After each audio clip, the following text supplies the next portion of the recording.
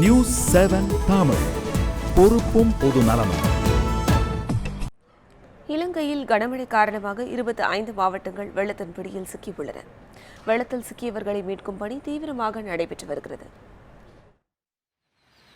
வங்கக்கடலில் உருவாகியுள்ள குறைந்த காற்றழுத்த தாழ்வு நிலை காரணமாக இலங்கையில் கனமழை பெய்து வருகிறது. இதனால் 25 மாவட்டங்களில் 1000க்கும் மேற்பட்ட கிராமங்களை வெள்ளம் சூழ்ந்துள்ளது. பயிர்கள் அனைத்தும் நீரில் மூழ்கியுள்ளன. சாலைகளில் வெள்ளம் பாய்வதால் போக்குவரத்து துண்டிக்கப்பட்டுள்ளது. வீடுகள், உடைமைகளை இழந்த லட்சக்கணக்கானோர் பாதுகாப்பான இடங்களுக்கு அப்புறப்படுத்தப்பட்டுள்ளனர்.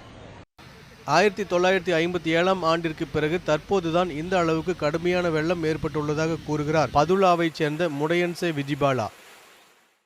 அப்போதுதான் வெள்ளப்பெருக்கு ஏற்பட்டுள்ளது. இதில் ஏராளமாக சேதம் ஏற்பட்டிருப்பது வருத்தத்தை அளிக்கிறது. இலங்கையின் வடக்கு, கிழக்கு, வடமத்திய பகுதிகளில் கடுமையான மழை மற்றும் காற்று வீசக்கூடிய வாய்ப்பு இருப்பதாக வானிலை ஆய்வு மையம் எச்சரிக்கை விடுத்துள்ளது. மழையால் பாதிக்கப்பட்ட இடங்களில் அதிபர் தேர்தலுக்கான பிரச்சாரம் தொய்வடைந்திருப்பதாக அங்கிருந்து வரும் தகவல்கள் கூறுகின்றன. மோகன சுந்தரம், நியூஸ் 7 தமிழ், சென்னை.